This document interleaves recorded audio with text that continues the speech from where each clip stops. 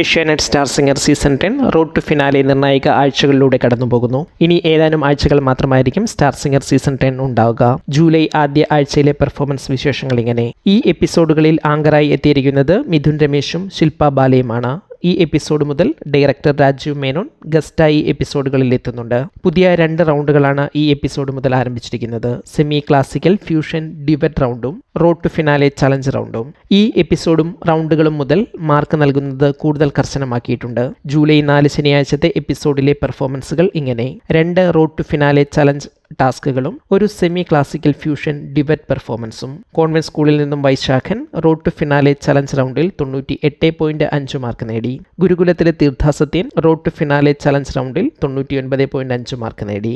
Semi classical fusion debut റൗണ്ടിൽ Arjun കേസിയും കൃഷ്ണശ്രീയും 98 mark വീതം നേടി. ജൂലൈ 5 ഞായറാഴ്ചയിലെ പെർഫോമൻസിൽ 2 റോഡ് ടു ഫിനാലെ ചലഞ്ച് ടാസ്കുകളും ഒരു semi classical fusion debate round പെർഫോമൻസും തന്നെയാണ് ഉണ്ടായിരുന്നത്.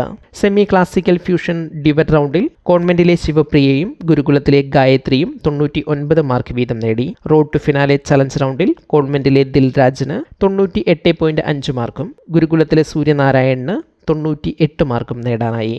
ഈ ആഴ്ചയിലെ ബെസ്റ്റ് പെർഫോമറായി തീർത്ഥാസത്യൻ തിരഞ്ഞെടുക്കപ്പെട്ടു.